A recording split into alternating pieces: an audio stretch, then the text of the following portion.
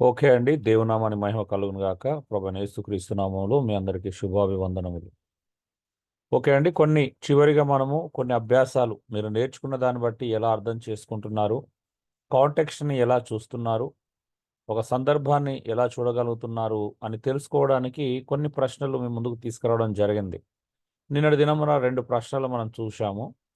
So, ఈరోజు మూడో ప్రశ్న మీ ముందు ఉంచుతున్నాను. దయచేసి మీరు చెప్పదలుచుకున్నది ఏంటి అనేది మీరు సందర్భాన్ని ఎలా చూస్తున్నారనేది దయచేసి ఒకసారి తేటతెల్లంగా చూసి చెప్పడానికి ప్రయత్నం చేయండి. యాకోబు 1:13 మరియు మత్తయి 4:1లో ఉన్నటువంటి వ్యత్యాసం ఏంటి? ఇక్కడ శోధన గురించి ఉన్నది. ఈ రెండిటి మధ్యలో ఉన్న వ్యత్యాసాన్ని ఎవరైనా చెబుతారా?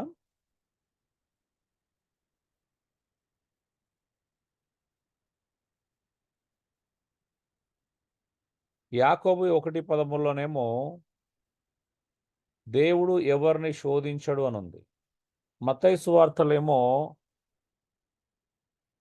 పరిశుద్ధాత్మ దేవుడు యేసు ప్రభువును శోధించుటకు తీసుకెళ్ళాడని ఉంది. ఇప్పుడు రెండిటి మధ్యలో ఉన్నటువంటి వ్యత్యాసం ఏంటి? హలో! దయచేసి త్వరగా స్పందిస్తే మనం ముందుకెళ్ళిపోదాము. త్వరగా ముగించుకుందాం.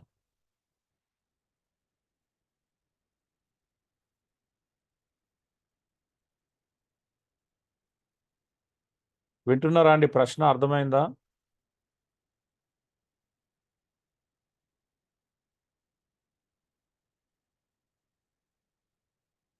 అర్థమైందన్న, అర్థమైంది. ఓకే అండి. మీతో కూడా స్పందించండి దయచేసి.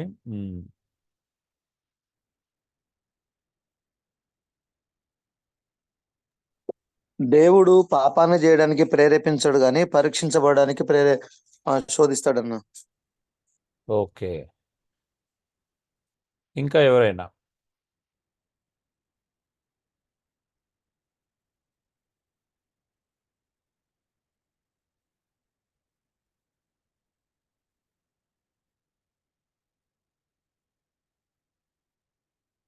హలో అండి. వింటున్నారా మీరు? వింటున్నాను. కానీ వింటున్నారంటే నాకు జవాబు కావాలి కదండి. వింటున్నారు నాకు ఎలా తెలుస్తుంది? స్పందిస్తే తెలుస్తుంది. ప్రశ్న అడిగినప్పుడు జవాబు రూపకంగా స్పందిస్తే మీరు వింటున్నారో లేదో తెలుస్తుంది. మీరు సైలెంట్గా ఉంటే నేను ఎలా ఏమనుకోవాలా? అసలే మాటలు అందరు పెద్దవాళ్ళు, సేవలో ఉన్నవాళ్ళు. ఏలియన్న చెప్పినట్టు దేవుడు అట్లా పాపం చేయడానికి శోధించడు, ప్రతివాడు తన స్వకీయ దురాశ చేత మాత్రమే ఏడవబడతారు అనేది యాకోబు పత్రికలో ఉంది. మత్తయి సువార్తలో ఆత్మదేవుడు ఉపవాసం కోసం, అంటే ఆత్మ సంబంధమైన మేలు కోసమే యేసుక్రీస్తు ప్రభు వారిని అరణ్యంలో తీసుకెళ్లాడు, కానీ వేరే విషయం కోసం, అంటే కీడు విషయంలో కాదు. ఓకే. ఇంకా ఎవరైనా?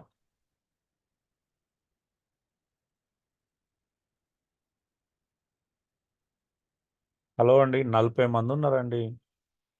మీ 40 మందికి ఎవరిలో నోట్ల నాలుక లేనట్టుగా?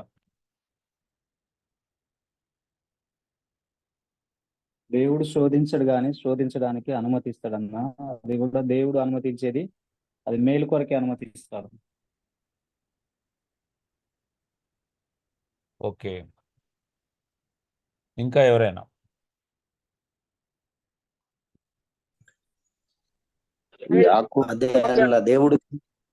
దేవుడు కీడు విషయమై శోధించాడు కానీ మేలు కోసమే శోధించాడు. ఓకే. అన్న యాకోబు పత్రికలో దేవుడు కీడు విషయమై శోధింపనేయడానికి మత్తయి సువార్తలో ఆత్మ శోధిస్తున్నాను ఉందండి. శోధించినప్పుడు దేవుడు నేను అడిగింది అదే. నేను అడిగిన ప్రశ్న నాకే చెప్తున్నారు. నేను జవాబు అడుగుతున్నాను, ప్రశ్న అడగల. అంటే కీడు విషయమే శోధించడు అన్న. ఓకే. యాకోబు పత్రికలో ఉన్న అర్థం ఏంటంటే స్వకీయమైన దురాశల చేత మనం ఉన్నప్పుడు శోధించబడతారు. ఆ శోధనలో దేవుడు వల్ల నాకు శోధన వచ్చింది అనుకుంటుంటారు. ఆ శోధన వచ్చేది మన స్వకీయ దురాశల చేత. ఇక్కడ మాత్రం ఆత్మీయంగా మత్తయి సువార్తలో ఉన్నది మరి అపవాదిని శోధకుడిని జయించటానికి కావలసినటువంటి శక్తిని పొందుకున్నట్లుగా చూస్తున్నాం, ఆత్మీయ బలం పొందుకున్నట్టుగా చూస్తున్నాం ఇక్కడ. అంటే లేఖనాన్ని వాడు లేఖనం చూపించినప్పుడు మనం కూడా లేఖనం ఎరిగి ఉంటే శోధించబడం అని అర్థాన్ని ఇస్తుంది. ఓకే, ఇంకా ఎవరైనా? అన్నయ్య, అది యాకోబు పత్రికలో చెప్పబడ్డది. నిజంగా దేవుడు శోధించడు. ఇక్కడ మాత్రం యేసు ప్రభు శరీరధారిగా మనకు మాదిరిగా జయ జీవితాన్ని పొందడానికి శరీరంగా ఉన్నాడు కాబట్టి శోధన జయించే అనుభవంలో తాను కూడా ఉండాలి కాబట్టి మొదటిసారి కాబట్టి యేసు ప్రభు బాప్తిజం తీసుకున్నప్పుడు ఈ మాదిరికరమైన జయ జీవితాన్ని కనపరచడం కొరకు మనకు మాదిరి చూపించడానికి ఆయన శోధించబడ్డాడు. సో దేవుడు ఒక దగ్గర శోధిస్తాడు, ఒక దగ్గర శోధించడని అర్థం చేసుకోవాలి. అప్పుడు రెండు దిక్కుల్లో దేవుడు శోధించలేదండి. మత్తయి సువార్తలో శోధించలేదు. అది యేసు ప్రభు మనవలే శరీరానుసారం ఉన్నాడు కాబట్టి ఆయన కూడా అట్టి అనుభవంలో దాని మాదిరి కొరకు శోధించబడటం జరిగింది. ఓకే, సో ఇంకెవరైనా జవాబు చెప్పడానికి ట్రై చేస్తారా?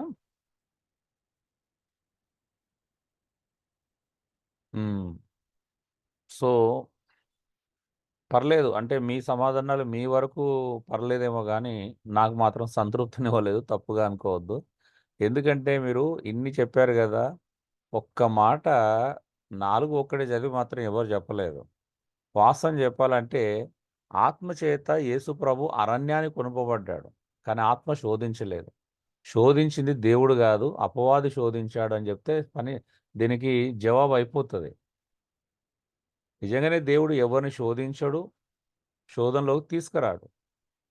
సో శోధించింది ఎవరు? వాస్తవానికి ప్రభువుని పరిశుద్ధాత్మ దేవుడు శోధించలా, సాతాను శోధించాడు. అవునండి? హలో, ఆత్మచేత కొనిపోబడ్డాడు. మనం జనరల్గా లేఖనాలు చదివినప్పుడు ఏమనుకుంటామనంటే దేవుడే శోధించాడు లేదా ఆత్మచేతనే శోధించబడ్డాడు. అయితే ఆ శోధించబడడం యొక్క అవసరం ఏంటిది అనేది ఇప్పుడు మీరు దాని రీజనింగ్ సెట్ చేయడం ప్రారంభించారు. అంటే ఓకే, ఆయన మానవ రూపానికి వచ్చాడు, ఆయన ఇలా ఉన్నాడు, ఆయన మొదటిసారి ఇలా వచ్చాడు కాబట్టి ఆయన ఒక టెస్ట్ చేయబడాలి, ఆయన తర్వాత సాతాను జయించాలి అంటే ఇవన్నీ జరగాలి. అంటే ఇప్పుడు మనం ఏం చెప్పడానికి ట్రై చేస్తున్నాం అంటే మనము కాంప్లికేట్ చేస్తున్నాం విషయాలను. వాస్తవం చెప్పాలంటే నిజమా కాదండి? బైబిల్లో ముక్కుసూటిగా ఉన్న విషయాలను మనం తెలిసో తెలియకో కాంప్లికేట్ చేయడానికి ట్రై చేస్తున్నాం. నిజమేనా? హలో అండి,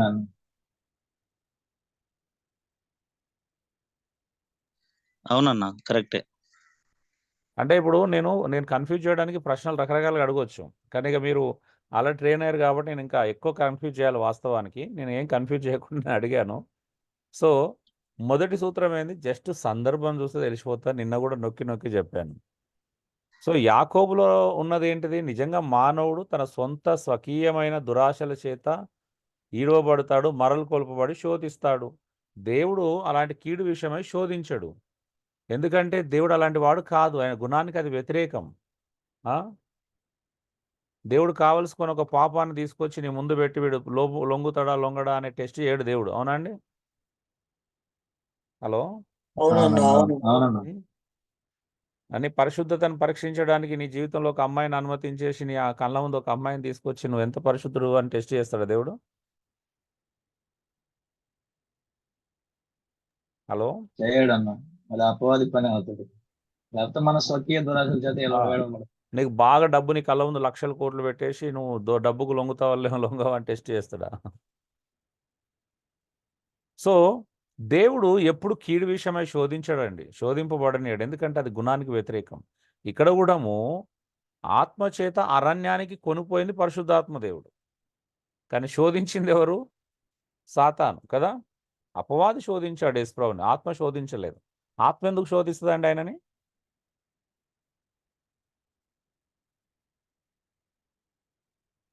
పాయింట్ అర్థమైంది అందరికీ? అర్థమైందన్న, అర్థమైంది.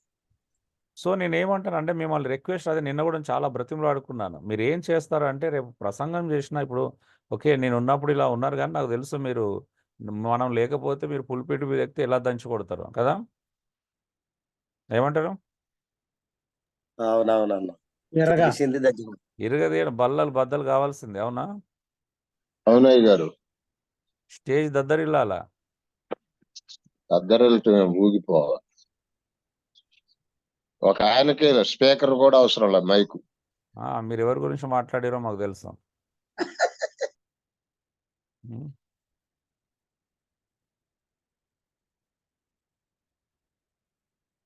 సో మనము ట్రై చేద్దామండి. అంటే మీకు ఇంకా నేను హెల్ప్ చేయడానికి సిద్ధంగా ఉన్నాను. నాకేంటి అంటే నాకు ఇంకా కరెక్ట్ ప్లేస్ లేదు కానీ ఒక రూమ్ 2 రూములు ఎక్స్ట్రా ఉంటే మిమ్మల్ని ఆహ్వానించాను, ఒక 4-5 ఆహ్వానించాను, మీతో మంచి బైబిల్ స్టడీ చేసి మిమ్మల్ని ఏమంటారు బాగా తర్ఫీదునిచ్చి పంపించాలని ఆశ నేను చాలా కలిగి ఉన్నాను. ఎందుకంటే ఇది అవసరం ఈ రోజులలో. ఒక వాక్యాన్ని ఉన్నట్టుగా ప్లెయిన్గా సింపుల్గా చెప్పడానికి ప్రయత్నం చేయడం చాలా ప్రధానమైనటువంటి విషయం.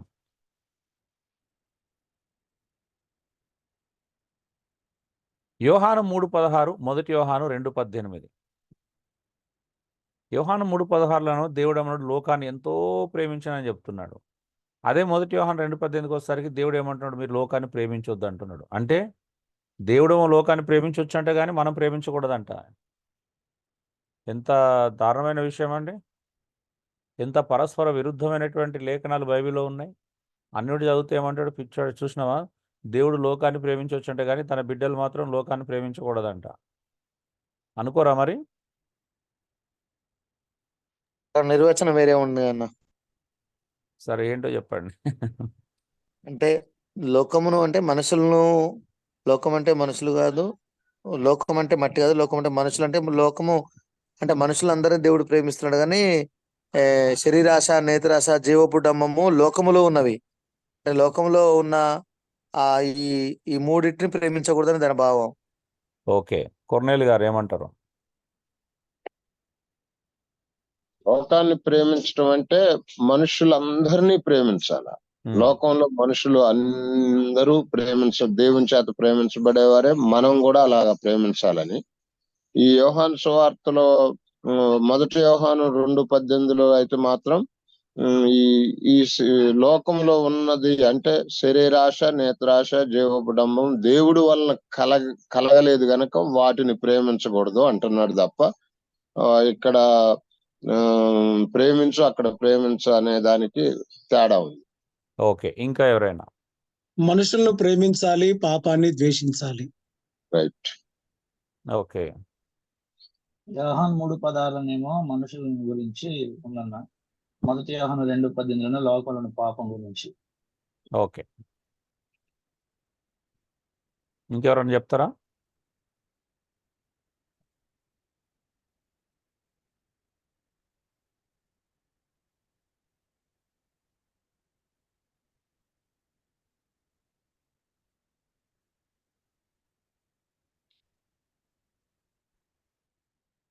ఓకే అండి, వెరీ గుడ్. మీరందరూ లోకంలో ఉన్న వాటినే నేను అన్నాను, అంటే మనుషుల్ని కాదనుకుంటున్నాను. అంటే వస్తువులు కావచ్చు, ఇంకా వేరు వేరు దేవునికి ఇష్టం లేని కావచ్చు అన్న. ఉన్న వారి నేను అనలేక ఉన్న వాటి నేను అన్నాను. Okay, very good. సో ఇక్కడ కన్ఫ్యూజన్ ఏం లేదు, మీరు అందరూ సరైన జవాబు చెప్పారు.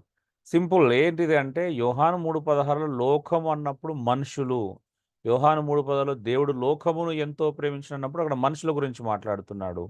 మొదటి యోహాను 2:18లో లోకము అన్నప్పుడు అక్కడ లోకము అంటే మనుషుల గురించి మాట్లాడట్లేదు, లోక సంబంధమైన విషయాల గురించి మాట్లాడుతున్నాడు.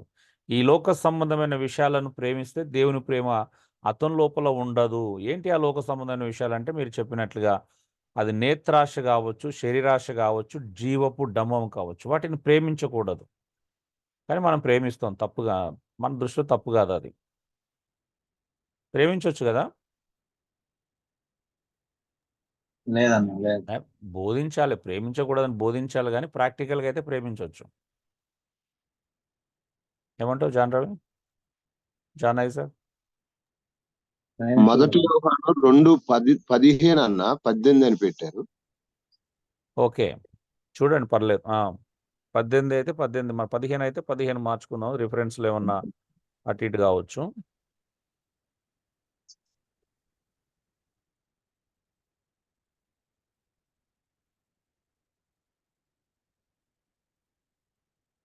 ఎస్ 15 అండి.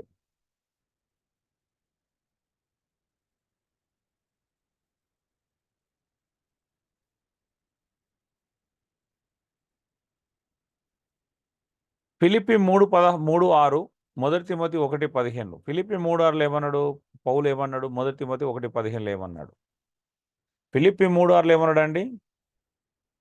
నేను అనింద్యుడు అని అంటున్నాడు. మొదటి తిమోతి 1:15 ఏమన్నాడు? నేను పాపులలో ప్రధానుడు అని చెప్తున్నాడు. మరి రెండింటికి ఏంటి వ్యత్యాసం?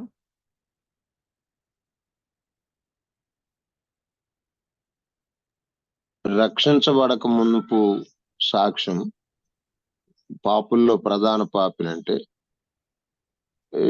రక్షించబడిన కారణం నుంచి ఫిలిప్పి 3:6 ప్రకారం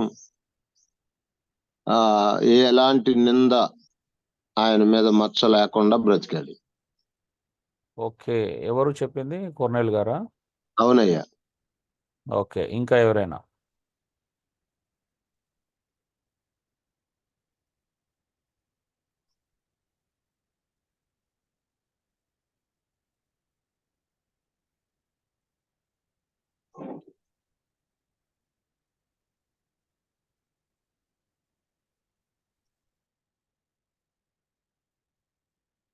చెప్పండి.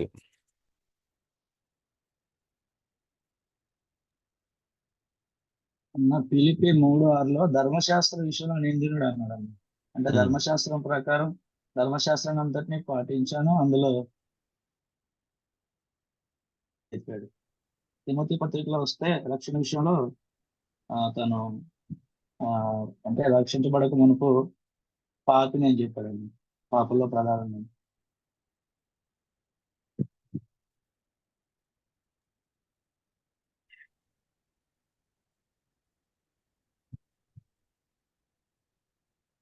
ఇంకా ఎవరైనా?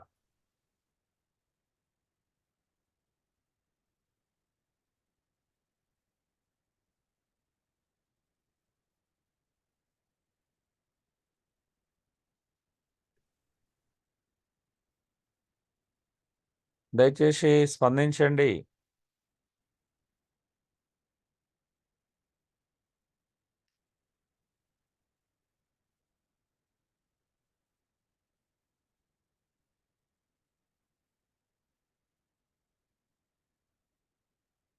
నా ఎనర్జీని అంతా లాగేసుకుంటున్నారండి.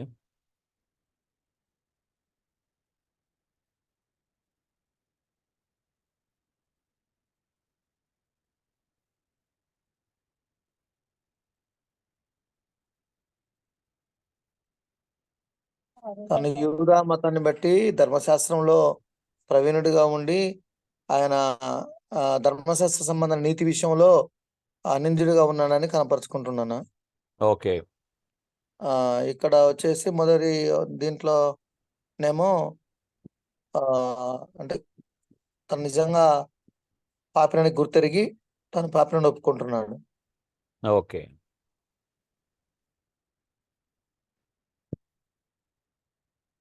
గుడ్. సో కొర్నేల్ గారు, మీరు చాలా జాగ్రత్తగా చూడాల్సింది. వాస్తవానికి ఫిలిప్పి 3:6 రక్షించబడిన తర్వాత తన స్థితి ఏంటో పౌలు చెప్పట్లేదు. రక్షించబడినప్పుడు పరిస్థితి చెప్పట్లేదు. ఆయన రక్షించబడక ముందు ధర్మశాస్త్రాన్ని అనుసరించినప్పుడు, ధర్మశాస్త్రాన్ని అనుసరించి ధర్మశాస్త్రం ప్రకారం తన సమాన వయస్కులలో తన స్థితి ఏమిటి, తన తోటి వారి మధ్యలో తనకున్నటువంటి ఆధిక్యత, ధర్మశాస్త్ర విషయంలో తను ఎంత అనింద్యుడో, ఎంత నిందారహితంగా జీవించాడో చెప్తున్నాడు. రక్షించబడిన తర్వాత ఆయన స్థితి కాదు అది. ఫిలిప్పి 3:6 చెప్పింది నేను రక్షించబడిన తర్వాత ఏ స్థాయిలో ఉన్నాడు అని చెప్పట్లేదు. రక్షించబడక ముందు రక్షణ ఎరగక ముందు ధర్మశాస్త్ర విషయమై, పాత నిబంధన ధర్మశాస్త్ర విషయమై ఆయన నిజంగానే ధర్మశాస్త్రానుసారంగా ఆయన అనింద్యుడు అని చెప్పుకుంటున్నాడు. 1 తిమోతి 1:15 వాస్తవానికి రక్షించబడిన తర్వాత ఆయన రియలైజ్ అయినటువంటి విషయం కదా. ఇది రక్షించబడక ముందు కాదు. 1 తిమోతి రివర్స్ చెప్పారు మీరు. 1 తిమోతి 1:15 రక్షణకు ముందని చెప్పారు. ఫిలిప్పి 3:6 ఏమో రక్షణ తర్వాత అని చెప్పారు. ఫిలిప్పి 3:6 అనేది రక్షణకు ముందు విషయం చెప్తున్నాడు. 1 తిమోతి 1:15 ఏమో రక్షించబడిన తర్వాత చెప్తున్న రియలైజేషన్ అది. అంటే యేసుక్రీస్తు భూమి మీదకి వచ్చినటువంటి ప్రాముఖ్యమైనటువంటి ఉద్దేశాన్ని తెలియపరుస్తున్నాడు. యేసుక్రీస్తు భూమి మీదకి వచ్చింది పాపులను రక్షించడానికి వచ్చాడు. ఒకవేళ ఆ విషయం మాట్లాడినట్లయితే అలాంటి పాపులలో నేను ప్రధానుడనవుతానంటున్నాడు. అంటే పౌలుకి యేసు ప్రభుతో ఎన్కౌంటర్ అయిన తర్వాత అది అర్థమైంది. అరే నేను ఎంత పాపిని అనే విషయాన్ని అర్థమైంది. అంటే యేసు ప్రభువును ఎదుర్కొన్న తర్వాత ఆయనకు అర్థమైంది నేను ఎంత పాపిని అనేది. అది తర్వాత గుర్తు చేస్తున్నాడు ఆయన. ప్రభు యొక్క ఉద్దేశం ఏంది, భూమి మీదకి వచ్చిన ఉద్దేశం ఏంది, ఆయన వచ్చిందే పాపులను రక్షించడానికి. ఒకవేళ ఆ విషయం అయితే మాట్లాడినప్పుడైతే అలాంటి పాపులలో యేసు ప్రభు రక్షించడానికి వచ్చినటువంటి ఆ పాపులలో నేను ప్రధానుడు అని అంటున్నాడు. అది మామూలు విషయం కాదండి. కానీ ఆయన ధర్మశాస్త్రాన్ని అనుసరించి చూసినట్లయితే ఆయన మీద ఒక్క నింద కూడా లేదంట. అవునా?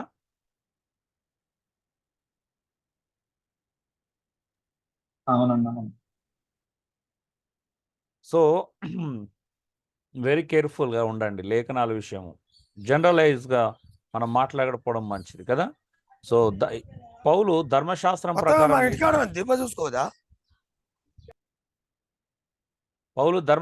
ప్రకారం నీతిమంతుడు. కానీ ఇక్కడ క్రీస్తు విషయంలో ఎలాంటి వాడో చెబుతున్నాడు. ధర్మశాస్త్ర విషయంలో ఆయనకు ఎలాంటి ప్రాబ్లం లేదు, నీతిమంతుడే. కానీ యేసుక్రీస్తుని ఎదుర్కొన్న తర్వాత ఆయనకి ఏమర్థమైందండి?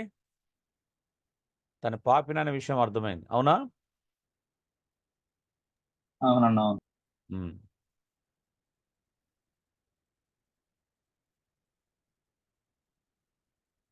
సో లూకా 2వ అధ్యాయం 7వ వచనం యేసు ప్రభుకు తండ్రి ఉన్నాడా, తల్లిదండ్రులు ఉన్నారని చెప్తున్నాడు. కొలసి 1:16 ఏమో 16-17 ఏమో నాకు తల్లిదండ్రి లేనివాడు అని చెప్తున్నాడు. ఎలా అర్థం చేసుకోవాలా?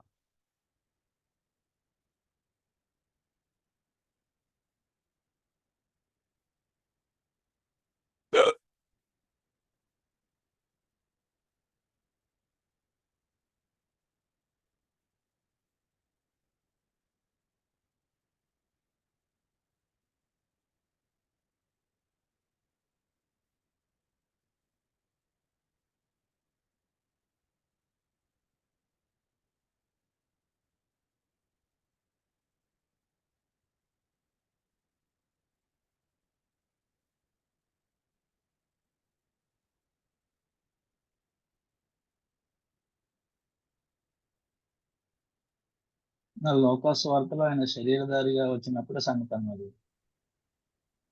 కొలసీ పత్రికలో ఆయన ఆది నుంచి ఉన్న స్థితి గురించి మాట్లాడుతున్నాను. ఓకే, ఇంకెవరైనా చెప్తారా, స్పందిస్తారా?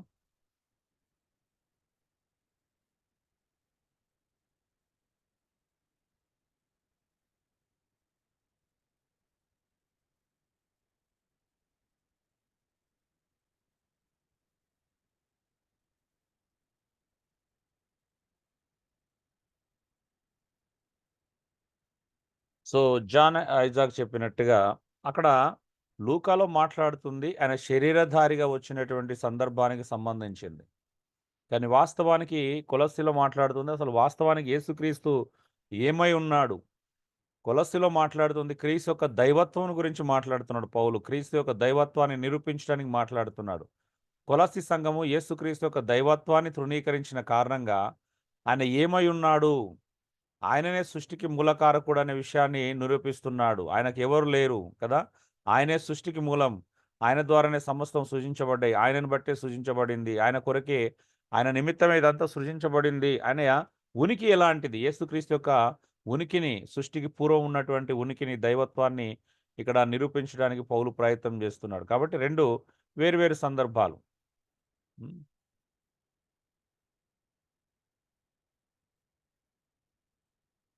కీర్తనలు 89 20-27 వచనాలు.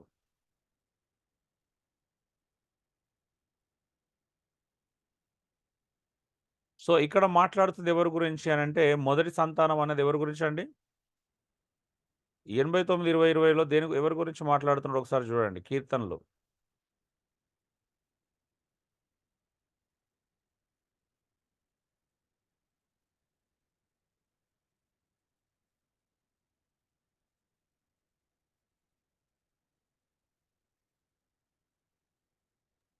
నా యేసుక్రీస్తుని గురించిన ప్రవచనం అన్నారు.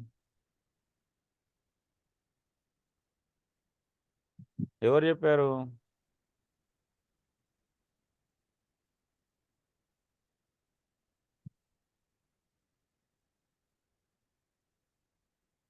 ఇరవై 27వ వచనంలో కావున నేను అతను నా జ్యేష్ఠ కుమారునిగా చేయుదును అన్నాను. అవును. కావున నేను అతను నా జ్యేష్ఠ కుమారునిగా చేయుదును, భూరాజులో అత్యున్నతునిగా ఉంచేదను. ఆమేన్.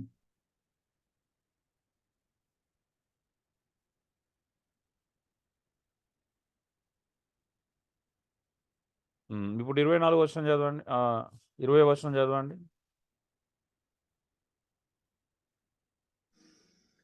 నా సేవకుడైన దావీదును నేను కనుగొని ఉన్నాను. నా పరిశుద్ధ తైలముతో అతన్ని అభిషేకించి ఉన్నాను.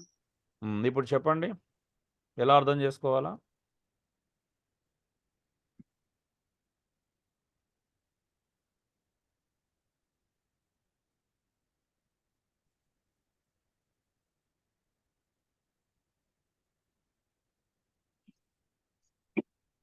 దావీదులో నుంచి యేసుక్రీస్తు ప్రభు వారు వస్తారు అనే దాని గురించి అనుకుంటున్నాను. ఓకే.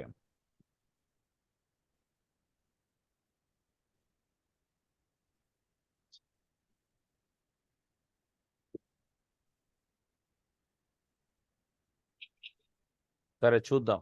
దీన్ని మీరు పరిశీలన చేయండి. నేను క్లాస్ అయిపోయిన తర్వాత దీని గురించి మాట్లాడతాం.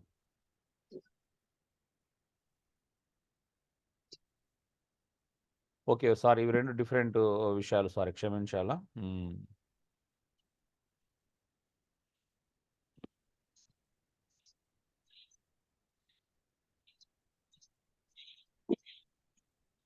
ఓకే. ఈ పాయింట్ గురించి నేను తర్వాత మాట్లాడతాను. ఇది 6వ పాయింట్ కిందనే చూపించానా నేను? ఒక్క నిమిషం.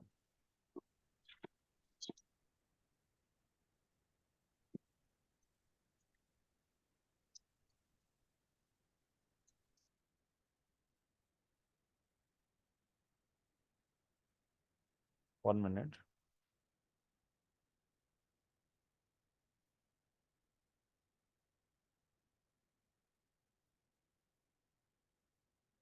సరే. 6వ పాయింట్ గురించి మళ్ళీ చర్చించుదాం. మత్తయి సువార్త 1:14, యోహాను 1:21 ఉన్న వ్యత్యాసం ఏంటో చెప్పండి. మత్తయి సువార్త 1:14.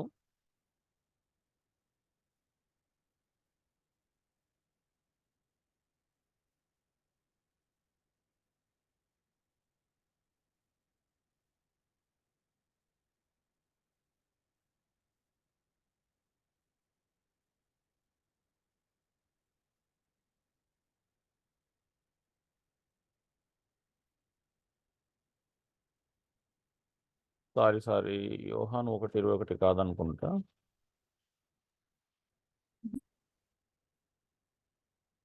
సారీ, మత్తయి 11:14 కదా?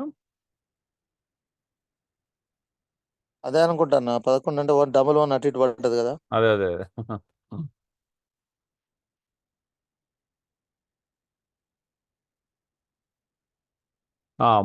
మత్తయి అది 11:14 అండి.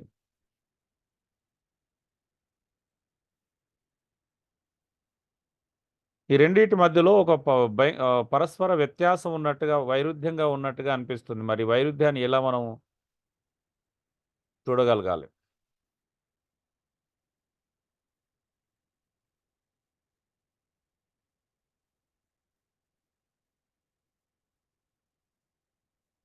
హలో?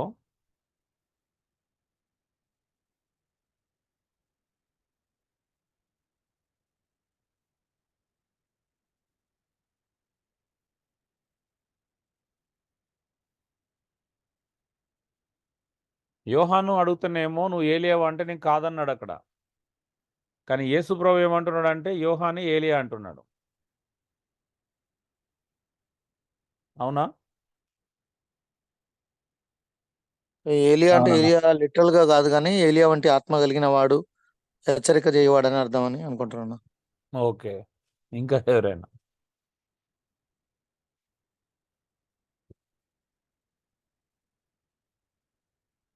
ఇవి మీరు చిన్న విషయాలుగా తీసుకునేవారు. ఇది ఎందుకంటే బైబిల్‌లో ఇవి చాలా విషయాల్లో వీటి మీద వ్యతిరేకతలుగా రాసి బైబిల్‌లో పరస్పర విరుద్ధమైనటువంటి అనేకమైన అంశాలున్నాయి.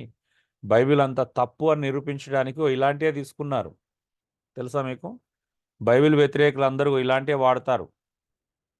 అప్పుడు ఎలా జవాబు చెప్పాలి మనం? ఓకే. మీకు ఎదురుగా లేదు కాబట్టి మాకు అవసరం లేదనుకుంటున్నారా?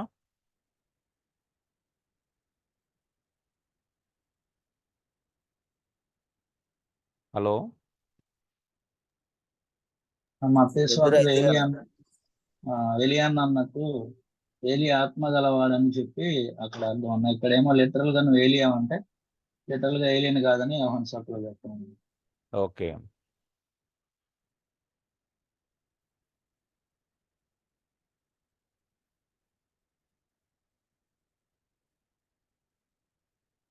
ఇంకా ఎవరైనా?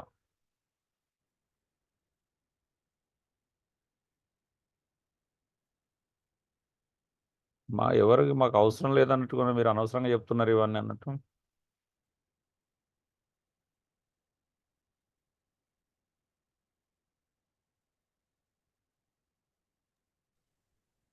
మత్తయి సువార్తలో మీకు మనసు ఉంటే అని చెప్పినట్టు అక్కడ. అంటే మనసుంటే నమ్మాలా? లేకపోతే నమ్మకూడదా? అదేం విచిత్రమైన ఇంటర్ప్రిటేషన్ అవుతుందప్పుడు.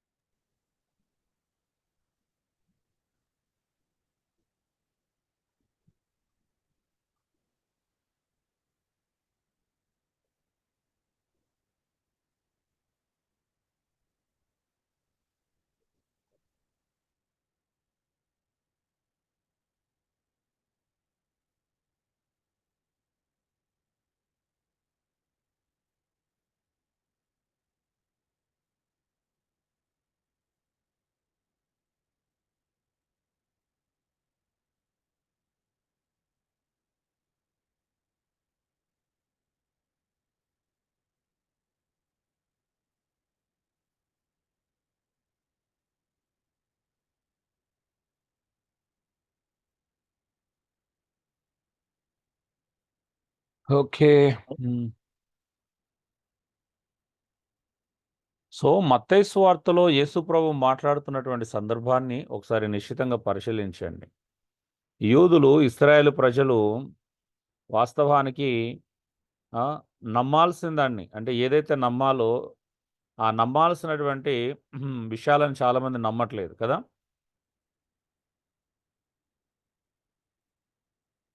ఈవెన్ యోహాను గూడాము ఇక్కడ అంటే సందేహపడడాన్ని అంటే తనకున్నటువంటి అనుమానాన్ని నివృత్తి పరచుకోవడానికి ప్రయత్నం చేశాడు. ఆ యోహాను గురించి యేసుప్రభు తన శిష్యులతో మాట్లాడుతున్నాడు. యోహాను ఎవరు? యోహానుకున్నటువంటి స్థాయి ఏంటి? సో, యోహాను ఎలాంటి వాడు? సో, యోహానుకున్నటువంటి స్థితి ఏంటి మాట్లాడుతూ చాలామంది యోహాను అంగీకరించలేదు. యోహాను ఏమై ఉన్నాడనే విషయాన్ని అంగీకరించలేదు. ఒకవేళ మీరు అంగీకరించాలనుకుంటే మీరు మనసు ఉంటే అంటే అర్థమేంటి?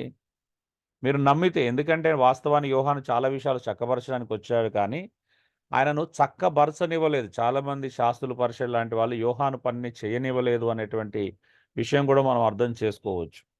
సో, అలాంటి పరిస్థితిలో ఈ విషయాన్ని చెప్తున్నాడు. యోహాను చెరసాలలో ఉండడము, సో, ఆయన ఖైదు చేయబడము, ఆయన చేయాల్సిన పనులు సంపూర్తి చేయకపోవడం అంటే పిల్లల హృదయాలు తల్లిదండ్రుల తట్టు, తల్లిదండ్రుల హృదయాలు పిల్లల తట్టు అంటే ముందుకు చెప్పబడినటువంటి ప్రవచనం, మలాకీలో చెప్పబడినటువంటి ఆ ప్రవచనము యొక్క నెరవేర్పు కూడా సంపూర్ణంగా జరగలేదేమో అనేటువంటి అనుమానం అక్కడ చాలా అంటే ఆ పరిస్థితుల్లో చూస్తే మనకు అర్థమవుతుంది.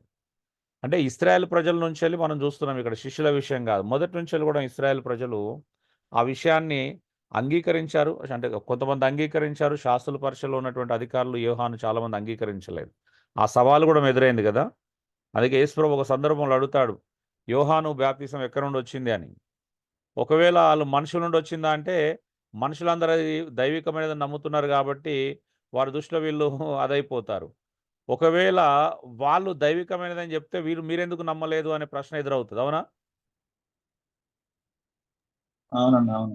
సో, ఆ ఇరకాటం అనే పరిస్థితి యోహాను విషయంలో అక్కడున్నటువంటి ప్రజలు శాస్త్రుల పరిషత్లో ఉన్నది. సో, అందుకే ఇక్కడ ఏమంటున్నాడంటే నిజంగానే మలాకిలో చెప్పబడినటువంటి ఏలియా మరలా వస్తాడు అనేటువంటిది సో, మీరు నమ్మితే నిజంగా ఆయనే ఆయన. అంటే ఆ ప్రవచనం యొక్క నెరవేర్పు జరిగింది. మీరు విశ్వాసం ఉంచితే మీరు నిజంగా అంగీకరించగలిగితే అది అయిపోయింది. ఆయనే ఏలియానే. సో, యోహానే ఏలియా అనేది యేసు ప్రభు యొక్క ఇంటర్నల్ ఉద్దేశాన్ని చెప్పాడు. అంటే తన బల ప్రభావాలతో వచ్చాడు. అంటే లిటరల్‌గా నిజంగా యోహాను ఏలియా కాదు. లిటరల్‌గా అయితే కాదు. సో, యోహాన్‌ని అడిగినప్పుడు యోహాను తెలుసు. ఆయనకు ఏలియాని కాదని తెలుసు. అందుకే ఆయనను ప్రజలు అడిగారు, "నువ్వు ఏలియావా?" ఎందుకంటే డౌట్ వచ్చింది. ఏలియా వస్తాడని చెప్పబడినది. సో, ఏలియా వస్తాడని చెప్పబడింది కాబట్టి, ఆ ఏలియావు నువ్వేనా అని చెప్పేసి ప్రజలు యోహాను డైరెక్ట్ అడుగుతున్నారు. యోహాను ఏమన్నాడు? నిజంగా నేను ఏలియాని కాదు అన్నాడు. ఏలియాని కాదనే విషయం యోహాను చెప్పింది వాస్తవమే. అవునా? ఎందుకంటే నిజమే ఆయన లిటరల్‌గా యోహాను కాదు. కానీ యేసు ప్రభు తెలుసు యోహానులో యోహాను ఏ ఆత్మ ఏ ప్రభావాలతో వచ్చిండనే విషయము ఈయనకు తెలుసు. యేసు ప్రభు తెలుసు. సో, ఇక్కడ వ్యక్తులు కూడా ఎవరు కన్ఫ్యూజ్ చేస్తున్నారు? అక్కడ యోహాను కన్ఫ్యూజ్ చేసేది వాస్తవమే కదా. నేను ఏలియాని కాదు అనేది యోహాను ఒప్పుకుంటున్నాడు. వాస్తవమే అది. కానీ యేసుప్రభు తెలుసు యోహాను ఎలాంటి ప్రభావాలతో వచ్చాడు, యోహాను ఎలాంటి వాడు అనేది యేసుప్రభు తెలుసు కాబట్టి యేసుప్రభు చెప్పింది కూడా వాస్తవమే. ఆ రెండింటి మధ్యలో ఎలాంటి కాంట్రడిక్షన్ ఏమీ లేదు. ఎలాంటి పరస్పర వైరుధ్యమైన విషయాలు ఏమీ లేవు. యేసుప్రభు కోణం వేరు, యోహాను చూపుతున్నటువంటి కోణము వేరు. 2 విభిన్నమైన కోణాల్లో చెప్పబడినాయి కాబట్టి రెండిట్లో కాంట్రడిక్షను లేదు. సో, యోహానే ఏలియా అనేది యేసుప్రభు దృష్టిలో వాస్తవమే. కానీ నేను ఏలియాను కాననేది యోహాను దృష్టిలో అది వాస్తవమైనటువంటి విషయమే. సో, మరొక ప్రశ్న. రోమా 14 చూడండి. రోమా 14:19 సారీ 14:9 క్షమించాలి. రోమా 14:9కి ఏముంది? రోమా 14:9లో ఉన్నటువంటి మాటకి మరి మార్కు 12:26-27లో ఉన్నటువంటి మాటకు వ్యత్యాసం ఉంది. ఏమన్నాడు? రోమా 12:14 ఏమో తాను మృతులకును సజీవులకును ప్రభువయుండుటకు ఇందు నిమిత్తం మీద క్రీస్తు చనిపోయి మరలా బ్రతికెను అంటున్నాడు. యేసు క్రీస్తు అంట మృతులకు దేవుడే, సజీవులకు కూడా దేవుడే. అంటే మృతులకు ప్రభువే, సజీవులకు ప్రభు అని చెప్పేసి రోమా పత్రిక చెప్తుంది. కానీ మార్కు 12:26-27 ఏమంటుందంటే ఆయన సజీవులకు మాత్రమే దేవుడు అంటున్నాడు. అదేంటండి? వ్యత్యాసం ఉందా? చాలా వ్యత్యాసం ఉన్నట్టు అనిపిస్తుంది.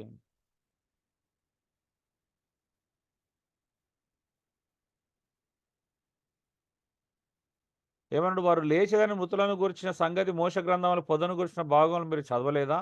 ఆ భాగములో దేవుడిని అబ్రహాము దేవుడని, ఇస్సాకు దేవుడని, యాకోబు దేవుడని అతనితో చెప్పెను. ఆయన సజీవుల దేవుడే గాని మృతుల దేవుడు కాదు. కావున మీరు బహుగా పొరబడుచున్నారని వారితో చెప్పెను. అక్కడ దేవుడు సజీవులకు దేవుడని ఉంది. కానీ ఇక్కడ ప్రభు మృతులకు సజీవులకు దేవుడని ఉంది. ఏంటి వ్యత్యాసం? పరస్పర వైరుధ్యంగా ఉన్నాయండి చాలా విషయాల్లో లేఖనాల్లో.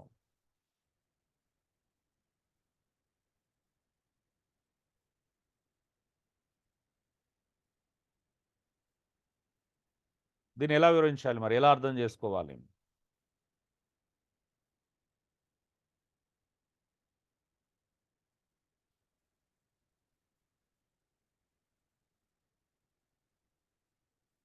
హలో అండి. ఇలా అర్థం చేసుకోవచ్చు కదా. దేవుడు కాబట్టి దేవుడు కేవలం సజీవులకు మాత్రమే దేవుడు. యేసుక్రీస్తు కాబట్టి యేసుక్రీస్తు మాత్రం మృతులకు సజీవులకు దేవుడు. ఏమంటారు? హలో.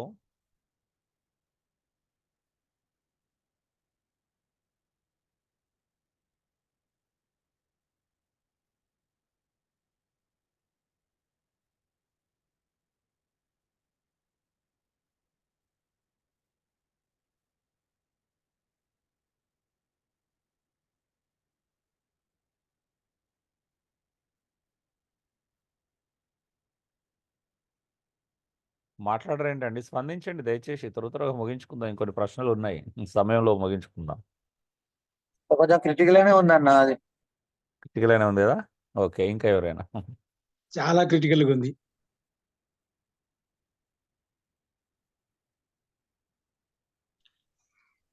అన్న యేసుప్రభునందు విశ్వాసం ఉంచి మృతి నిందిన వారికి కూడా యేసుప్రభు దేవుడే అన్న. ఓకే. సజీవులకు కూడా యేసుప్రభు దేవుడే. హ్మ్. అందరికి అర్థమైందా అండి జాన్ రవి చెప్పింది? యేసుప్రభునందు విశ్వాసం ఉంది మృతి నిందిన వారికి కూడా ఆయన దేవుడే. హ్మ్. సజీవులకు కూడా యేసుప్రభు దేవుడే. మరి అక్కడ దేవుడు సజీవులకు మాత్రమే దేవుడు అని ఉంది కదా! దాన్ని ఎలా అడ్జేస్తాం? ఇప్పుడు ఈడ ఒక కాంట్రడిక్షన్ ఉంది జాన్ రవి. ఆ కాంట్రడిక్షన్ ఎలా మనం తీసివేయగలుగుతాం? మృతులకు దేవుడు కాదని ఉంది. పత్రికలో మృతులకు సజీవుల కంటే యేసుక్రీస్తునందు మృతులైన వారు కూడా తర్వాత తిరిగి బ్రతికించబడతారు కాబట్టి వాళ్ళు కూడా సజీవులే. కాబట్టి ఓకే. మృతులకు సజీవుల కన్నా కూడా సజీవులే అవుతారు. వాళ్ళు కూడా సజీవులు అవుతారు కాబట్టి అక్కడికి ఇక్కడికి కాంట్రడిక్షన్ ఏమి ఉండదండి. ఓకే. ఇంకా ఎవరైనా? ఆయన దృష్టిలో అందరూ సజీవంగా ఉన్నారు, ఎవరు కూడా మరణించరు అనేది ఉద్దేశం అనుకుంటాను. ఆయన ఓకే. దృష్టిలో ఎవరు మృతులు కాదు, అందరూ సజీవులే, అంటే తిరిగి లేస్తారు. ఓకే.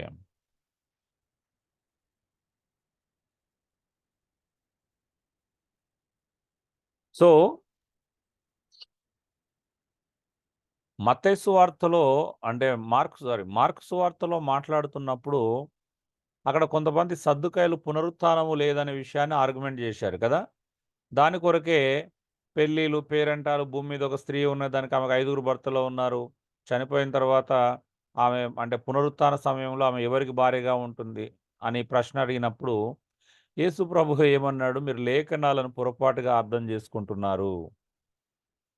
మరి ఎక్కడి విషయం చెప్పాడు పొరపాటుగా అర్థం చేసుకుంటారని? మోషే గురించినటువంటి సందర్భంలో, పొదను గురించిన సందర్భంలో దేవుడు మోషతో మాట్లాడుతున్నప్పుడు నేను అబ్రహాము దేవుడను, ఇస్సాకు దేవుడను, యాకోబు దేవుడను అని చెప్పాడు. అంటే ఏంటిది? దేవుడొక సజీవులకే దేవుడు గాని మృతులకు దేవుడు గాదు. అబ్రహాము, ఇస్సాకు, యాకోబులనే వాళ్ళు యేసుప్రభు ఎలా చూపిస్తున్నాడంటే సజీవులుగా చూపిస్తున్నాడా? మృతులుగా చూపిస్తున్నాడా? హలో? వాళ్ళు బ్రతికున్నట్లుగానే సజీవులే. చూపిస్తున్నాడు. సజీవులుగా. వాళ్ళు వాస్తవానికి చనిపోయారు. కానీ వారు సజీవులే అని చెప్తున్నాడు. అంటే దేవుడే చెప్తున్నాడంట సజీవులని. నేను అబ్రహాముకు దేవుడను, ఇస్సాకు దేవుడను, యాకోబు దేవుడను. అంటే ఏమంటున్నాడు ఆయన? నేను అబ్రహాముకు ఒకప్పుడు దేవుడుగా ఉన్నాను, ఒకప్పుడు ఇస్సాకు దేవుడుగా ఉన్నాను, ఒకప్పుడు యాకోబుకు దేవుడుగా ఉన్నానని చెప్పట్లేదు. అబ్రహాం మోజెస్తో మాట్లాడుతున్నప్పుడు ఎలా చెప్తున్నాడండి? స్టిల్ అంటే ఇంకా నేను అబ్రహాం దేవుడనే, ఇంకా నేను ఇస్సాకు దేవుడనే, యాకోబు దేవుడనే అంటే అర్థం ఏంటిది? వాళ్ళు బ్రతికున్నారన్నట్టుగా చెప్తున్నాడా? చనిపోయినట్టుగా చెప్తున్నాడా?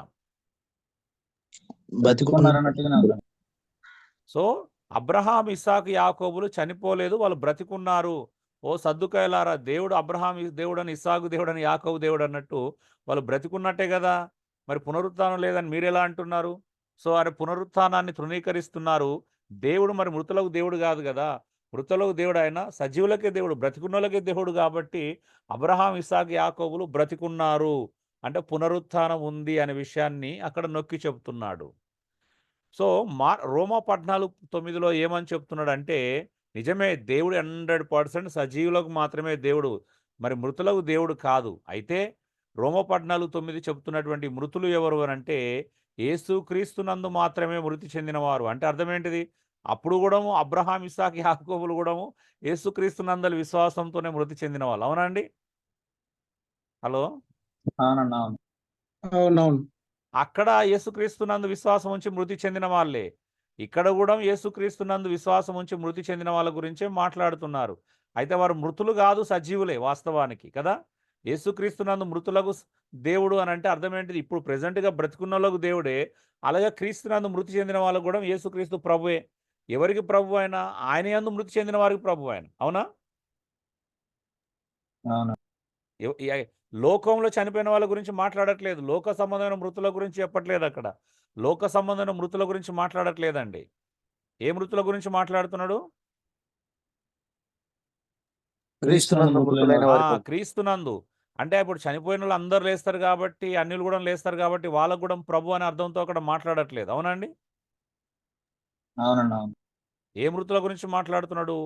ప్రభు అయిన యేసుక్రీస్తునందు మరణించినటువంటి మృతుల గురించి మాత్రమే మాట్లాడుతున్నాడు. అంటే అర్థం ఏంటిది? వాళ్ళు తిరిగి లేస్తారు, వాళ్ళు సజీవులే.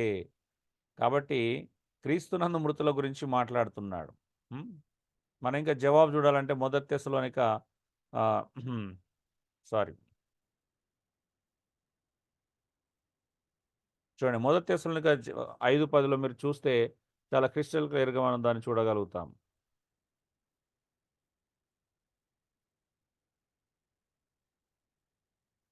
అక్కడ మాట్లాడుతున్నప్పుడు చూడండి. మనం మేలుకొని ఉన్నను, నిద్రపోవచ్చునను, తనతో కూడా జీవించిన నిమిత్తం ఆయన మన కొరకు మృతి పొందెను. హ్మ్. అంటే యేసుక్రీస్తులు మనకు బ్రతికినా, చనిపోయినా హ్మ్. ఆయన కొరకే బ్రతకాలి. ఆయనే మనకు ప్రభు అనే విషయాన్ని మనం అక్కడ కూడా చూస్తున్నాం. సరే. మొదటి యోహాను 1:18 దేవునిని ఏ మానవుడు చూడలేదు. మొదటి యోహాను ఏమంటాడు? 1:18 దేవునిని ఏ మానవుడు చూడలేదు అంటున్నాడు. మరి మోషేను గురించిన సందర్భంలో కానీ ఇతర సందర్భాలు చూసినప్పుడు నిర్గమ 24:10 వారు ఇశ్రాయేలు దేవుని చూశారని ఉంది. హ్మ్. ఎలా అర్థం చేసుకోవాలా?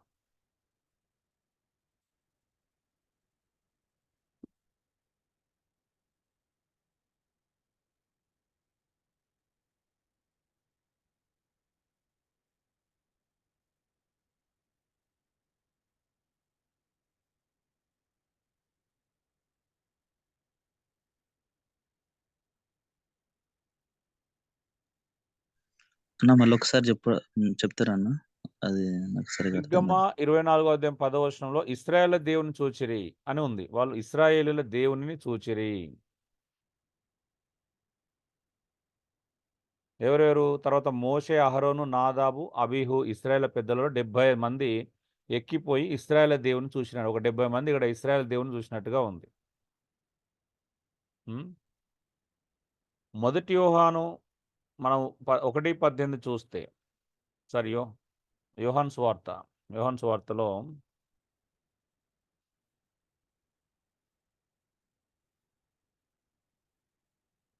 ఎవడును ఎప్పుడైనను దేవుని చూడలేదు అని చెప్తున్నాడు.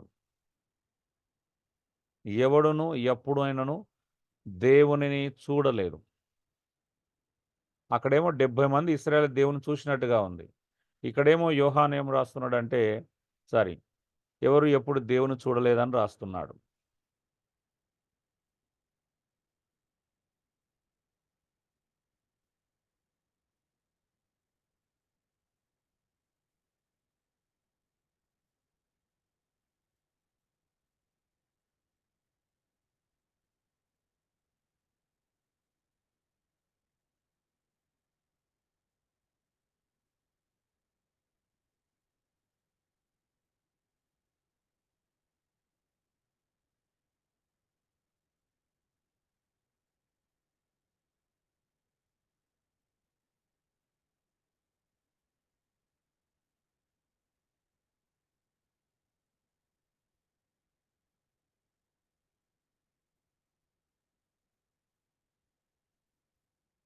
హలో అండి.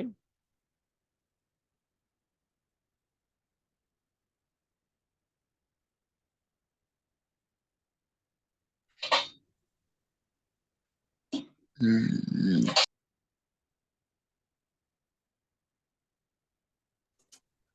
దేవుని చూడలేదని రిఫరెన్స్ ఏదన్నా? యోహాను 1:18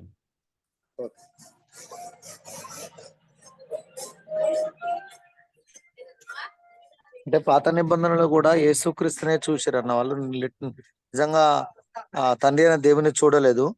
హ్మ్. తండ్రి అయిన దేవుణ్ణి యేసుక్రీస్తు మాత్రమే ప్రత్యక్షపరిచాడు. హ్మ్. ఆయన ఎవరు చూడలేదని ఉద్దేశంతో యేసుప్రభు మాట్లాడినండి. ఓకే. పాత నిబంధనలో కూడా యేసుక్రీస్తే ప్రత్యక్షమైండు చాలా సార్లు.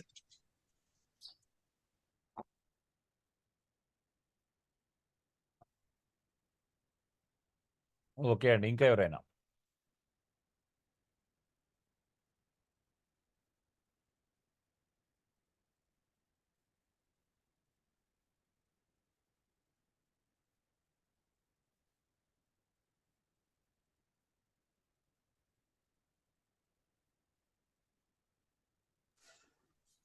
దేవదూతలై ఉండొచ్చు. ఉమ్, అన్న ఏలి అన్న చెప్పిన దాంతో నేను ఏకీవిస్తున్నా. పాత నిబంధనలో కూడా యేసుక్రీస్తు ప్రభువారు ప్రత్యక్షమయ్యారు. ఓకే.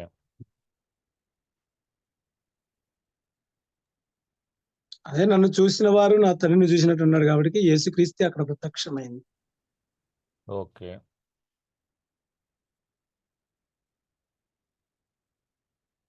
ఎవరో దేవదూతలు అన్నారు. ఎవరు దేవదూతలండి? అన్న నేనన్నా రత్నం. ఎవరు దేవదూతలు? ఆ దేవదూతలని చూసి ఉండొచ్చు. అబ్రాహం కాడికి వచ్చినప్పుడు గాని అప్పుడప్పుడు ప్రత్యక్షమైంది ఎవరంటే దేవుడు కాదు, దేవదూతలు దేవదాతలను చూశారనేది నేను అనంగా అన్నారు. అది ఎంతవరకు నిజమో తెలియదు. నిర్గమ 24:10 దేవదూతల గురించి మాట్లాడట్లేదండి. వాళ్ళు ఇశ్రాయేలు దేవుని చూశారని చెప్తుంది డైరెక్ట్. మీరు అబ్రహాం అక్కడికి ఎందుకు వెళ్ళారో తెలియదు కానీ ఇక్కడ అది మన రిఫరెన్స్ నిర్గమ 24:10 మనం మాట్లాడుతుంది. డైరెక్ట్ గా దేవుని చూసిన సందర్భం గురించి మాట్లాడుతున్నాడు. అంటే దేవుణ్ణి చూడలేరు కదా, అది ఎవరు వాళ్ళు మరి దేవుని చూడకపోతే ఎవరు అని అనే దాన్ని చూస్తే దేవదూతలు కావచ్చేమో. దేవుని ఒక వాక్కుని చిన్న తీసుకొచ్చి లాజిక్ అండి రత్నం బ్రదర్. ఇప్పుడు నేను అన్న ప్రధానమంత్రి పిఎన్ చూస్తే ప్రధానమంత్రిని చూసినట్టు కాదు కదండి. దేవదూతలను చూస్తే దేవుని చూసినట్టు ఎలా అవుతుంది? మరి దేవదూతలు చూసిన ప్రతి సందర్భంలో ఇప్పుడు మరియా అంటే దేవదూతను చూసినప్పుడు నేను దేవుని చూసినా అని చెప్పుకోలేదు కదా. అంటే గాబ్రియల్ని చూసినప్పుడు కానీ, దానియేలు దగ్గర కానీ, ఇతర సందర్భాల్లో వాళ్ళు దేవదూతలను చూసినప్పుడు మేము దేవుని చూసినామని చెప్పలేదు ఎక్కడ కూడా. కేవలం నిర్గమ 24:10లో మాత్రమే వారు ఇశ్రాయేలు దేవుని చూశారని రాయబడింది. దేవదూతలు చూసిన ప్రతి సందర్భంలో దేవుని చూశామని ఎవరు కూడా చెప్పలేదు. అదే వేరే సందర్భాలలో ఉంటది కాబట్టి ఇది కూడా అంతేనేమో అని నేను అనుకుంటున్నాను.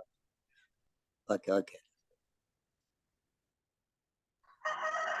అన్న నిర్గమ 24:10లో వారు పాదములు మాత్రమే చూసినట్టుగా ఉన్నదన్న. దానికి ముందు రక్త ప్రోక్షణ కూడా చేయబడింది. నిజానికైతే రక్త ప్రోక్షణ లేకుంటే ఎవరు కూడా చూడలేదన్న. యోహాను మొదటి పత్రికలు చెప్పినట్టుగా దేవుణ్ణి చూడకపోవడానికి కారణము రక్త ప్రోక్షణ లేకుండా ఎవరు చూడలేదు. ఓకే. వారు వీరు 70 మంది మాత్రము పాదములు మాత్రమే చూశారన్న. తేజ ముఖ దర్శనం అంతా చేయలేదు. సో సింపుల్గా చెప్పాలంటే నిజానికి రెండు విషయాలు సరైనవే. నిర్గమ 24:10లో చెప్పబడింది వాస్తవమైన విషయమే.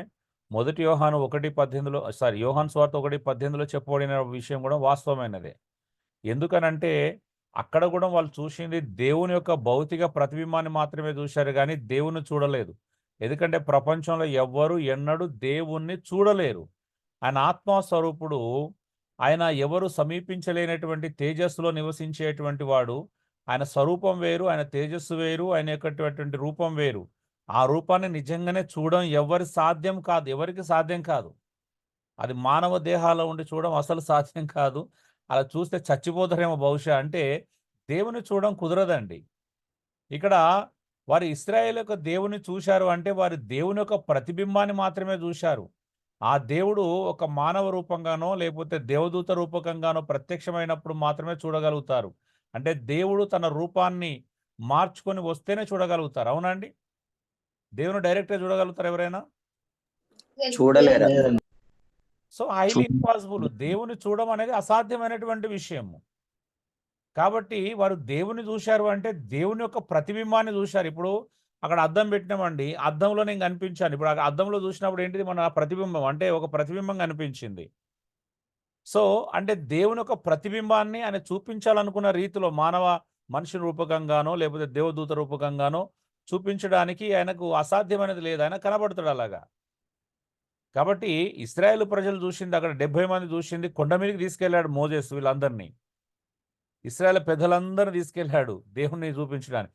సో అక్కడ వాళ్ళు చూసింది దేవుని యొక్క ప్రతిబింబాన్ని మాత్రమే. కాబట్టి దేవుని చూశారు అంటే నిజంగా లిటరల్గా దేవుని చూశారని అక్కడ అర్థము కాదు. ఆయన ఆత్మస్వరూపుడు, ఆయనను ఎవరు చూడలేదు.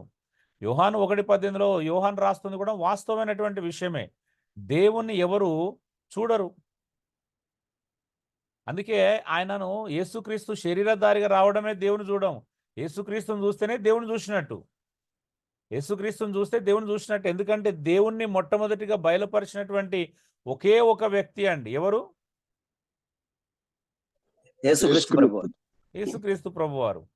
యేసుక్రీస్తు ప్రభు దేవుని గురించి పరిచయం చేయకపోతే, దేవుని తెలియపరచకపోతే అసలు ప్రపంచంలో దేవుడు ఉన్నాడని, దేవుడు ఇలాంటి వాడని తెలుసుకునే అవకాశం కూడా లేదు. అది పాత నిబంధన నుంచి మొదలుకొని క్రొత్త నిబంధన వరకు, సృష్టి ఆరంభం మొదలుకొని ఇప్పటి వరకు అసలు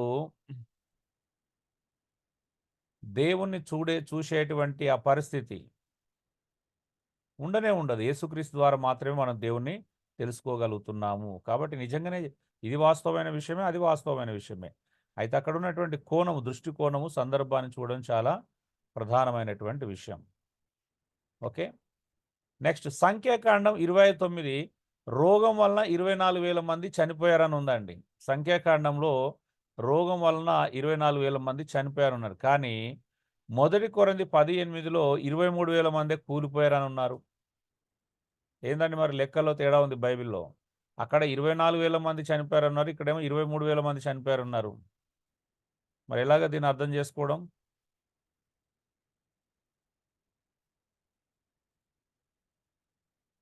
హలో అండి.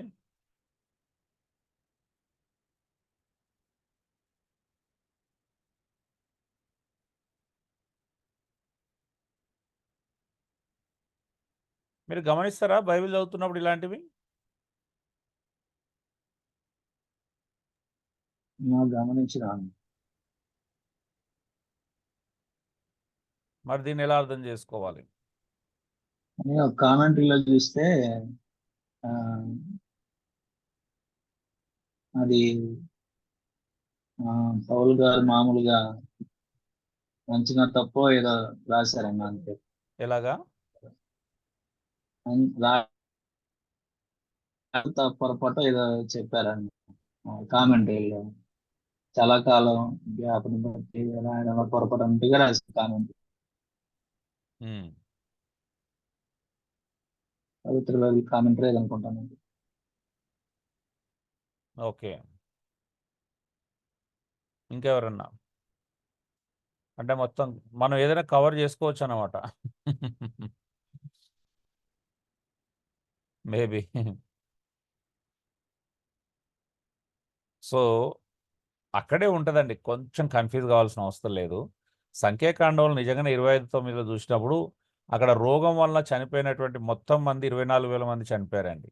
కానీ పౌలు రాసింది మొదటి కొరింథీ 15లో ఒక్క దినాన్ని 23,000 మంది కూలిపోయారని చెప్పారు. అవునా? రెండింటికి తేడా ఉందా? వాస్తవానికి చనిపోయింది 24,000 మంది. కానీ ఒక్క దినాన కూలిపోయింది ఎంతమంది? 23,000 మంది. 23,000 మంది. ఇప్పుడు ఒక యాక్సిడెంట్ జరిగిందండి. ఆ రోజు యాక్సిడెంట్ అయినప్పుడు చనిపోయిన మంది 10 మంది ఉండొచ్చు కదా. తర్వాత ట్రీట్మెంట్ పొందుతూ హాస్పిటల్లో మళ్ళీ 4 5 చనిపోయారు అనుకోండి. అప్పుడు మొత్తం చనిపోయిన వారి సంఖ్య వేరే ఉంటుంది. అవునా? అవును. స్పాట్ డెడ్ అయిన వారు లెక్క. తర్వాత ఇక్కడ చనిపోయిన వారు పౌలు మాట్లాడింది ఆ ఒక్కరోజు చనిపోయిన వారి సంఖ్య. సో కన్ఫ్యూజ్ కావాల్సిన అవసరం లేదు. ఇప్పుడు న్యూస్లో చూస్తూ ఉంటాం మనం, ఎన్ని విషయాలు చూస్తామండి. ఇంతమంది చనిపోయారు అంటారు, కానీ మళ్ళీ నెక్స్ట్ డే వేరే మారుతుంది లెక్క. అవునా? అవునండి. అవును. సో అంతేగాని ఇక్కడ పౌలు మొత్తం పొరపాటు పడ్డాడు, ఆయన వేరే రకంగా రాసి ఉండొచ్చు. అసలు పౌలు పొరపాటు పడడానికి కారణం ఏంటండి? రాయించింది ఎవరు? పరిశుద్ధాత్మ దేవుడు కదా లేఖనాలని. అవునవునండి. అవునండి. అవును. మరి అప్పుడు పౌలు పొరపాటు ఎందుకు ఉంటుంది అక్కడ? రాశారని అర్థమైంది. ఇవే చిన్న చిన్న విషయాలు ఉంటాయి. వాటిని మనం క్షుణ్ణంగా అర్థం చేసుకుంటే సమస్యలు ఉండవు వాస్తవానికి. Okay okay.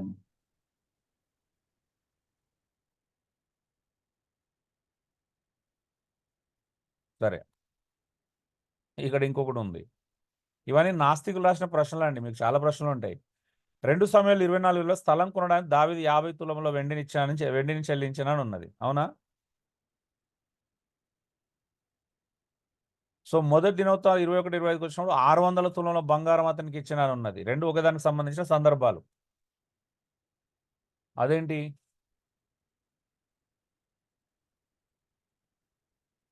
కొంతమంది ఏమన్నారంటే బైబిల్లో దేవునికి లెక్కలు తెలియదు అన్నారండి, ఇలాంటి సందర్భాలు తీసుకొని.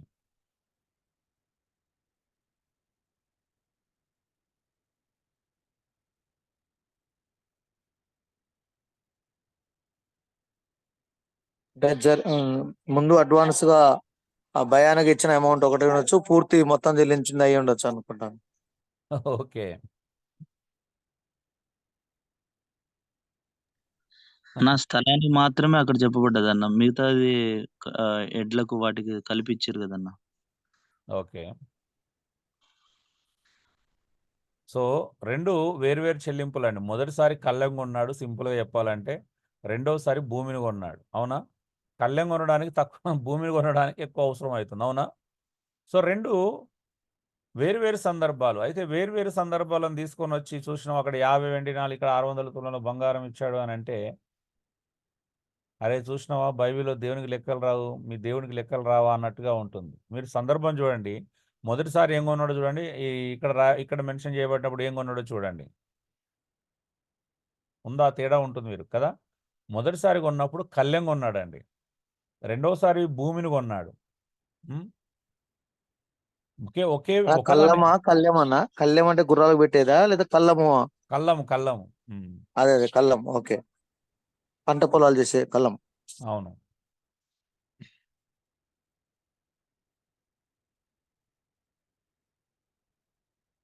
యెషయా 40:28 దేవుడు ఎన్నడు అలసిపోడనుంది. నిర్గమ 3:17 6 దినాలు సృష్టి చేసి ఏడో దినంలో విశ్రమించాడనున్నది. మరి ఎలా అర్థం చేసుకోవాలి? దేవుడు అక్కడ ఎన్నడు అలసిపోవడానికి బైబిల్ చెప్తుంది. ఒక దగ్గర దేవుడిని విశ్రాంతి తీసుకున్నాడని చెప్తుంది. మరి ఎట్లా అర్థం చేసుకోవాలి? విశ్రాంతి అనేది అలసిపోయే దాని గురించి కాకుండా పని ముగించను అనే భావాన్ని, పని సంపూర్తి చేసిండు అనే భావాన్ని తెలియజేసే విధంగా ఉందన్న. ఓకే. Very good.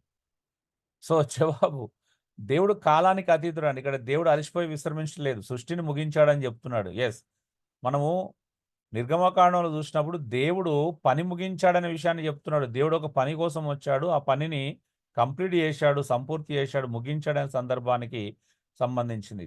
దేవుడు కాలానికి అతీతుడు అండి. దేవుడు నిజంగానే అలసిపోడండి. దేవుడు ఎన్నటికీ అలసిపోడు. ఎందుకంటే ఆయనకు అలసట అంటే తెలియదు. ఆయన అలసిపోవడానికి మనలాంటి శరీర సంబంధి కాదు. శరీరానికి మాత్రమే అలసట. అవునా అండి? అలసట అనేది శరీర సంబంధమైనది. దేవుడు నిజంగానే అలసిపోడు ఆయన. సో కాబట్టి నిర్గమకాండంలో చెప్పబడిందంతా కూడాము మానవుడు, అంటే దేవుడు చేసిన సృష్టి ముగించడానికి సంబంధించిన సందర్భాలు మాత్రమే చూడాలా. మొదటి తిమోతి 6:16లో దేవుడు సమీపించరాని తేజస్సులో నివసిస్తాడని ఉన్నది. మొదటి రాజులు 8:12లో దేవుడు గాఢంధకారంలో నివసించినానున్నది. అదేంటండి ఇంత పరస్పర వైరుధ్యాలా? Hello,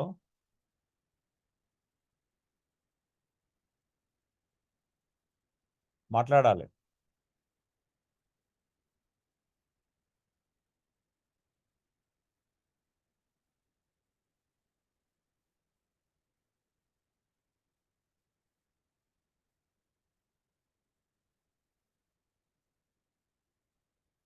try చేస్తుర్రా? చూస్తున్నారా?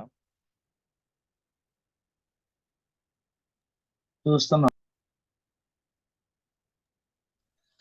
అన్న మనకు మాత్రమే గాఢాంధకారము వెలుగు రెండు మనకి గాని దేవునికి కాదు కదన్న. దేవుడు ఎక్కడైనా నివసించగలడు.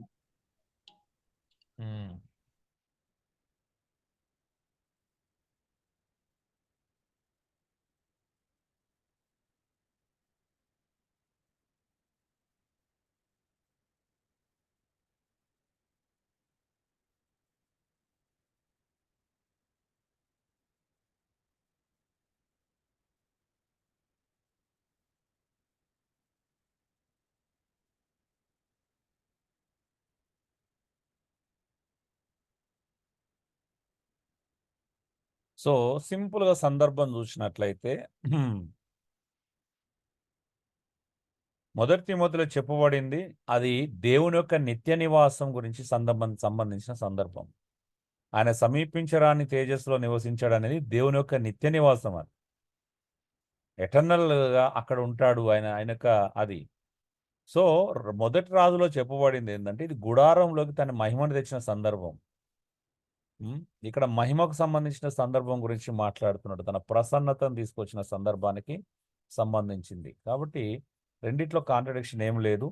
సో రెండిటికి దేవుడు కూడా సాధ్యమే, రెండు విషయాలు కూడా దేవునికి సాధ్యమే. కానీ ఒకటి, ఇప్పుడు అమెరికాలో ఉన్న వ్యక్తి ఇండియాకి రావడం సాధ్యమే కదా, అంటే ఆయన అక్కడ ఉన్నటువంటి విషయం వేరు, ఇక్కడికి వచ్చినటువంటి సందర్భం వేరు. అవునండి,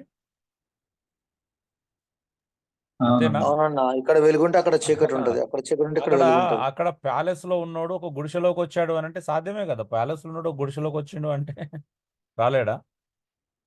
సో దేవుడు నిత్య నివాసం అది, కానీ ఇక్కడ వచ్చినటువంటి సందర్భము వేరు.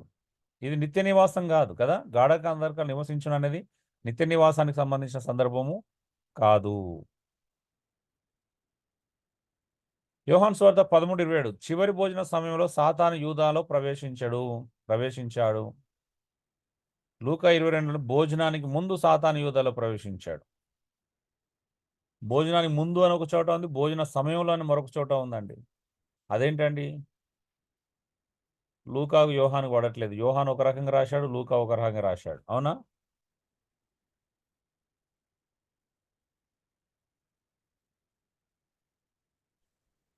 వారి ఆలోచనలో వ్యత్యాసం ఉండొచ్చు. ఎవరి ఆలోచనలో?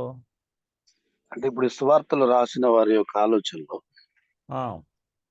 చెప్పింది అక్కడ చూసింది ఒకటైనా వాళ్ళ మనసులో అది రాసే టైంలో వచ్చిన భావాన్ని బట్టి రాశారు నా అభిప్రాయం.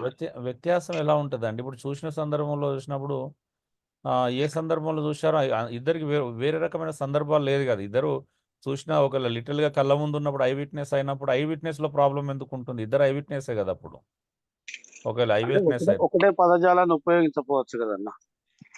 పదజాలం ఎందుకు మారుతుందండి? రాసింది వేరు కదన్న, వేరు వేరు రాశారు కదా, ఒక్కరు రాయలేదు కదా.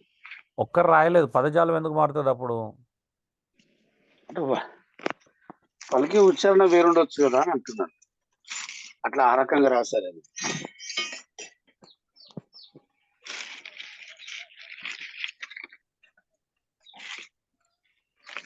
ఇప్పుడు మీరు ప్రయాణం చేస్తున్నారు, ఇప్పుడు మీతో ఇద్దరు ఉన్నారు, ఇద్దరు అన్నారు అన్న టికెట్ తీసుకున్న తర్వాత బస్ ఎక్కాడు.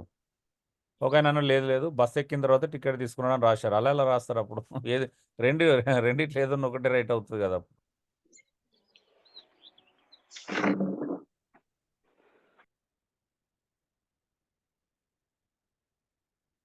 సో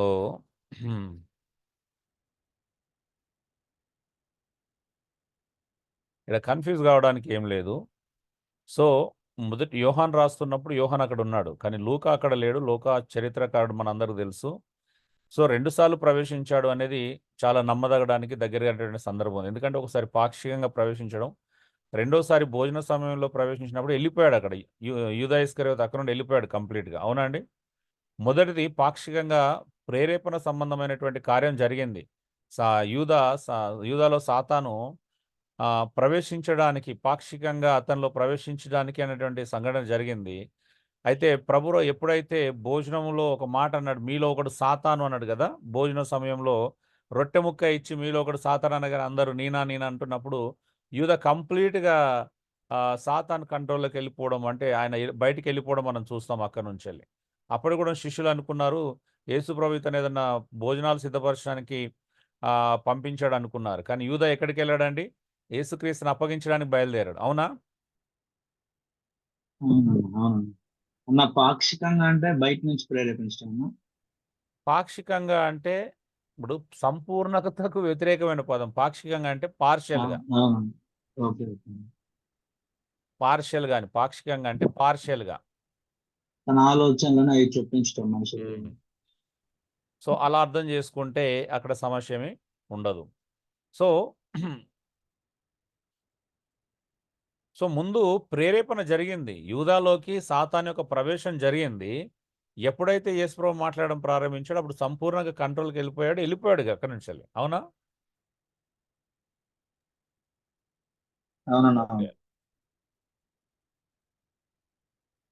అపోస్తుల కార్యములు 1వ అధ్యాయం 9 మరియు 12 వచనాలలో ఒలీవల కొండ ముందు నుండి యేసు ఆరోహణమయ్యాడని ఉంది. ఒలీవల కొండ మీదకి వెళ్ళి యేసు ఆరోహణమయ్యాడని ఉంది. మరి కానీ లూకా 24:50-51 యేసు బేతనియ నుండి ఆరోహణమయ్యాడని ఉంది. మరి ఏది నమ్మాలి? లూకా ఒక రకంగా రాస్తున్నాడు ఏందండి? లూకేమో చరిత్రకారుడు, మరి చరిత్రకారుడు చెప్పింది నమ్మాలా మరి శిష్యులు రాసింది నమ్మాలా? హలో, వాస్తవానికి 2 లూకానే రాశాడు కదా. ఏందండి లూకా ఒక దగ్గర అలా రాశాడు, ఒక దగ్గర ఇలా రాశాడు. అంటే ఒలివల కొండ బేతని అవతలనే ఉంది కదన్న. బేతని అవతలుందా? అవలనున్న బేతని అని ఉంటుంది కదన్న.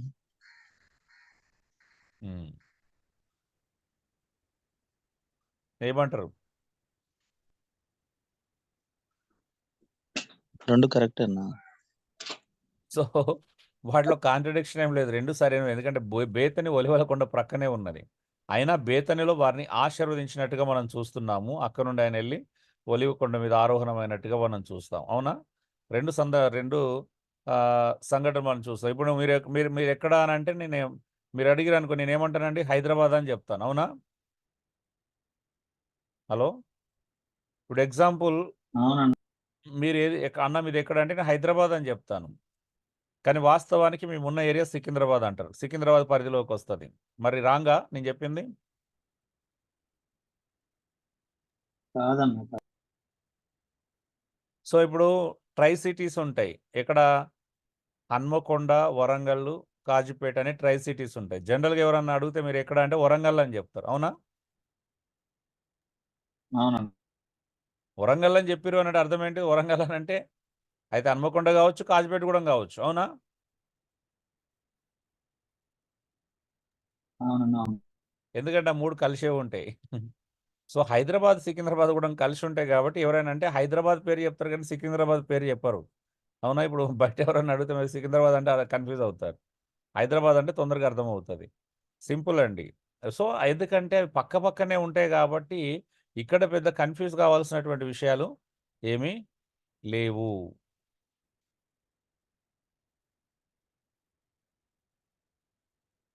అపోస్తలుల కార్యములు 9:7 పౌలుతో ఉన్నవారు శబ్దం విన్నారు అని ఉంది. అదే అపోస్తలుల కార్యం 22:9లో మరి 26:14 పౌలుతో ఉన్నవారు శబ్దం వినలేదని ఉంది. ఏది రైట్ అండి?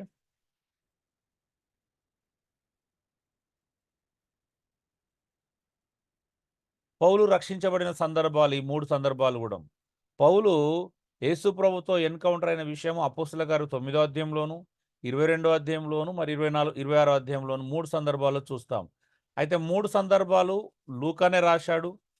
మరి లూకా రాసినప్పుడు 3 సందర్భాల్లో 3 విధాలుగా రాశాడు ఆయన. అవునా? ఎలా అర్థం చేసుకోవాలి?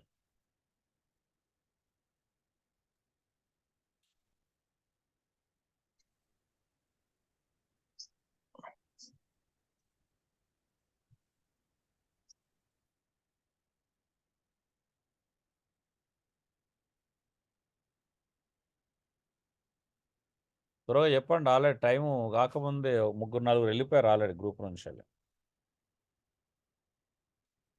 5 నిమిషాలు లేట్ అవుతారేమో కానీ 5 నిమిషాలు ముందే వెళ్ళిపోవాలా?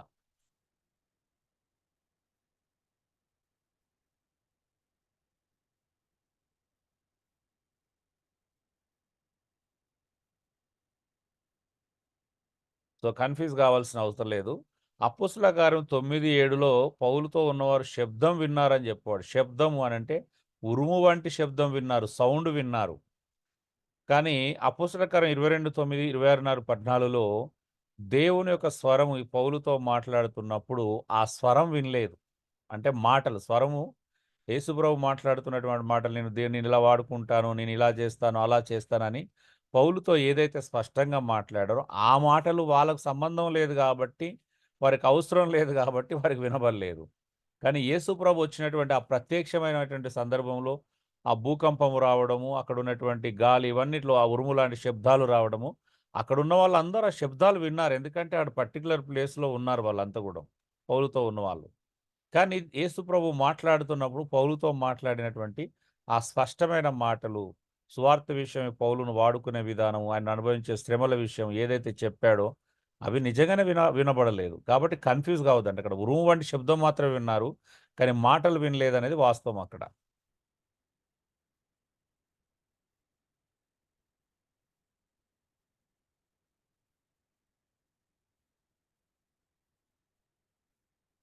ఇలా చాలా మొదటి రాజుల 6వ అధ్యాయం నిర్గమనం నుండి దేవాలయ నిర్మాణానికి మధ్య కాలం 480 సంవత్సరాలు, కానీ చరిత్ర ప్రకారం 570 సంవత్సరాలు. ఎలా?